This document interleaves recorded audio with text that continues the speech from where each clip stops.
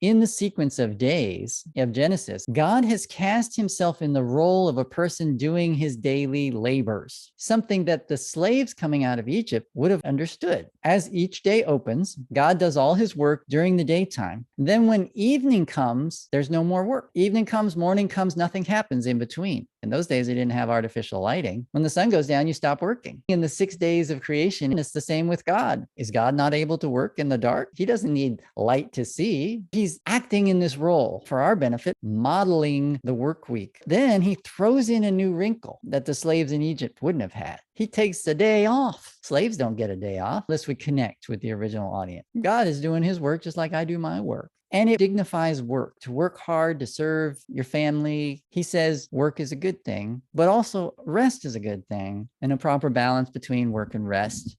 And another really amazing thing is it demonstrates God's humility. Our God has all power and glory and majesty, so he has no need for the kind of vanity that humans do.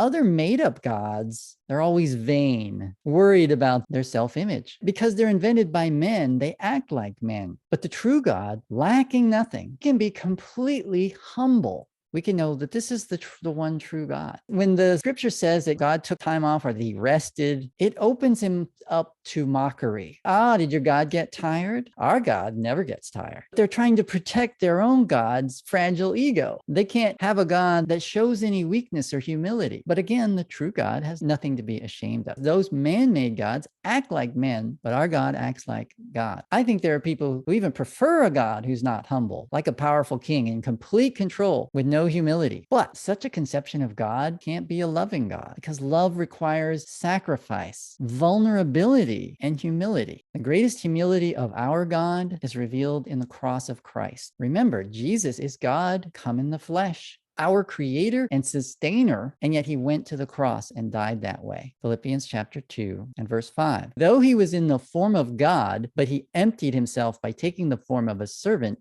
And as a man, he didn't have a high station, and he was a humble person. He ate with the tax collectors and the sinners and the prostitutes. He loved the downtrodden, the oppressed, the weak, the poor, demonstrated his humility. When Jesus went to the cross, it was designed to humiliate a person, to take away all your dignity, so that your followers would look at there and say, we could never follow that guy again. And that's a human way of seeing things. But our God, he has all dignity and value and worth. Nothing can take that away. And therefore, he can be humble where other gods can't, but where no man could possibly do this. And by his cross, Jesus set us free by means of that humility. And by doing that, he is worthy of our worship even more. The God who is willing to humble himself is the only God worthy of your worship. In the same passage, he, Jesus, humbled himself by becoming obedient to the point of death, even death on a cross. Therefore,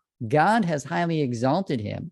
Therefore, as a result of that humility, Jesus has been exalted to the highest possible station. Only such a God who would be humble is worthy of our worship. But we first see it in Genesis chapter 1. It's the first thing that's revealed about God's character before we find God doing harsh judgments, casting Adam and Eve out, sending the flood to destroy the planet. Before we find God as a judge, we find him as humble. Everything that comes after has got to be understood in the context. This is a God who's willing to humble himself, who reaches out in love, being vulnerable, but he is also our judge. And that makes our God, the one true God, the only God worthy of worship, most demonstrated on the cross. The radical humility of Jesus makes him worthy of the name above every name. And we should be taking after God. Since we're made in his image, we also need to be humble as Christians. Philippians 2. Have this mind in you, which we find in Jesus. So when we see that God revealed himself from the very first page of the Bible as a God of humility, there's no surprise that he was humble enough to go to the cross.